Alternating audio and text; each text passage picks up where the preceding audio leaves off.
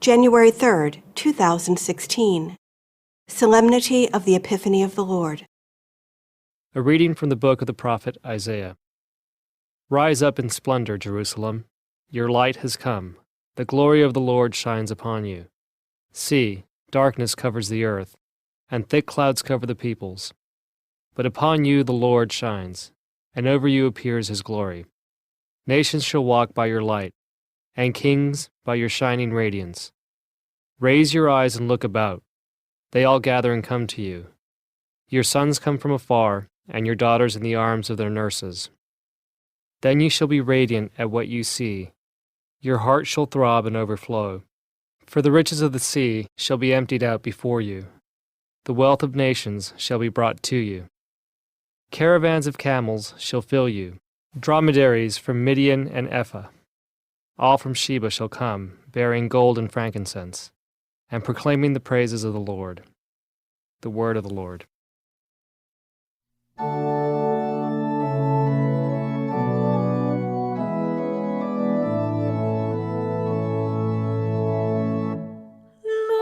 Lord, every nation on earth will adore you. Lord, every nation on earth will adore you. O God, with your judgment endow the King, and with your justice the King's Son. He shall govern your people with justice, and your afflicted ones with judgment. Lord, every nation on earth will adore you. Justice shall flower in his days, and profound peace till the moon be no more. May he rule from sea to sea, and from the river to the ends of the earth. Lord, every nation on earth will adore you. The kings of Tarshish and the isles shall offer gifts. The kings of Arabia and Sheba shall bring tribute. All kings shall pay him homage. All nations shall serve him.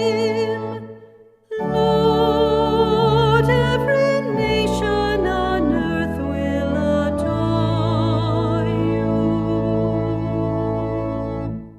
For he shall rescue the poor when he cries out, and the afflicted when he has no one to help him. He shall have pity for the lowly and the poor. The lives of the poor he shall save. Lord, every nation on earth will adore you.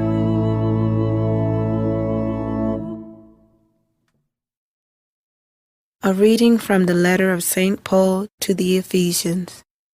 Brothers and sisters, you have heard of the stewardship of God's grace that was given to me for your benefit, namely, that the mystery was made known to me by revelation.